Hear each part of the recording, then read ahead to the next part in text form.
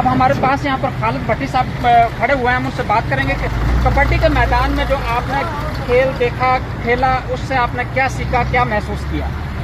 بسم اللہ الرحمن الرحیم۔ یہاں پہ زیادہ میو برادری ہے اور بھی کافی گاؤں لگتے ہیں، تو بہت اچھا پروگرام ہوا، کامیاب پروگرام ہوا ہے۔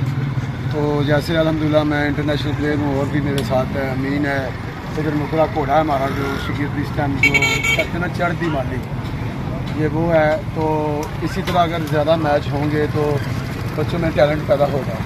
تو گراؤنڈ جیسے جیسے آباد ہوں گے، لوگ بیماریوں سے دور رہیں گے، نشوں سے دور رہیں گے۔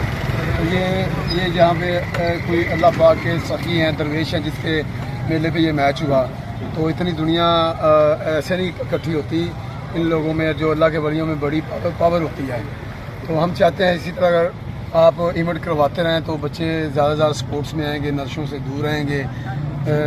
ہمارا یہی میسج ہے کہ سپورٹس کی طرف آئیں، تاکہ نیٹ جیسے چل گیا، نیٹ میں اچھے بھی چیزیں ہیں لیکن بہت بری چیزیں بھی ہیں۔ تو ہم چاہتے ہیں کہ ایونٹ اگر کروائے جائیں تو ان چیزوں سے لوگ دور ہوں گے اور بچے زیادہ سے زیادہ سپورٹس میں آئیں گے۔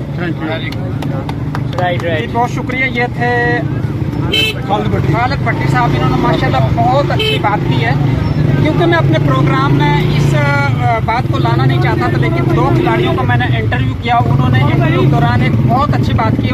وہ بات کیا ہے وہ ہم آپ کو واضح طور پر بتائیں گے کہ نشے کی لعنت، کیونکہ ہمارے ملک پاکستان میں نوجوانوں کی کمی نہیں ہے، طاقتور نوجوانوں کی کمی نہیں ہے، لیکن نشے کی لعنت جو ہمارے ملک پاکستان میں پھیل رہی ہے، اس کو ابھی تک کوئی کنٹرول نہیں کر چکا، کیونکہ اس کے لیے پولیس بھی تعینات کی گئی ہے، پولیس بھی ان کو پکڑنے میں محروم ہے، کیونکہ جو ان کو کنٹرول کیا جا سکے۔ تو ان کا کہنا ہے کہ نشے کی لعنت سے بچ سکے ایسے میدان سجنے چاہیے، تاکہ ہماری نوجوان نسلیں نشے کی لعنت سے برباد ہونے سے بچ سکیں۔